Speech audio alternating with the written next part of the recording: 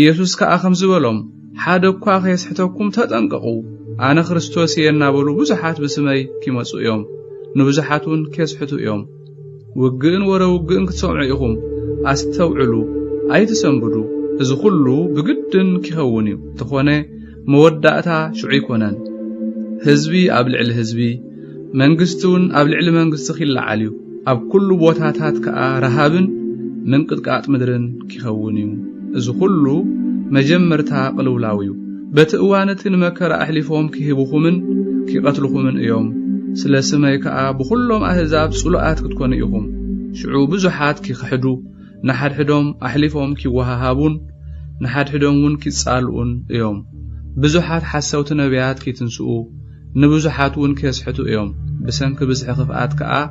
ፍቅሪ ብዙሓት ክዝሕትልያ እቲ ክሳዕ መወዳእታ ዝዕገስ ግና ንሱ ኺድሕን እዩ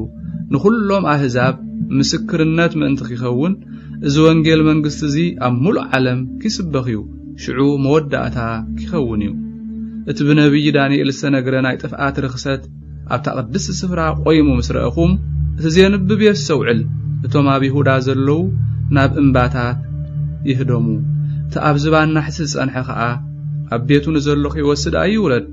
እቲ ኣብ ግራት ዝጸንሐ ድማ ክዳኑ ኺወስድ ኢሉ ንድሕሪት ኣይመለስ በተን መዓልትታት እቲአን ንጥኑሳትን ንመጥበውቲ ሕፃናትን ወይልአን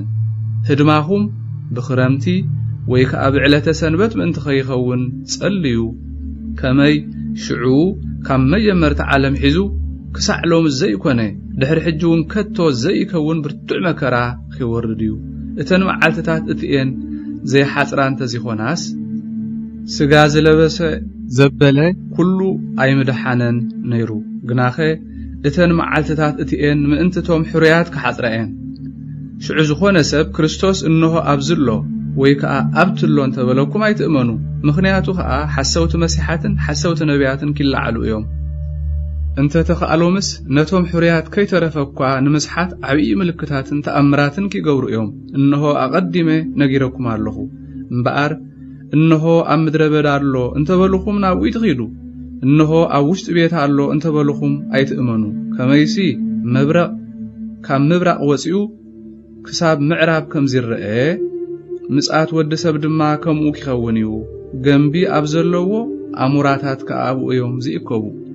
ድሕሪ ናይተን መዓልትታት እቲአን መከራ ከኣ ብኡ ፀሓይ ክትጽልምት እያ ወርሒ እውን ብርሃና ኣይክትህብን እያ ከዋኽብቲ ካብ ሰማይ ክወድቁ እዮም ሓይልታት ሰማያት ድማ ኺናወፁ እዮም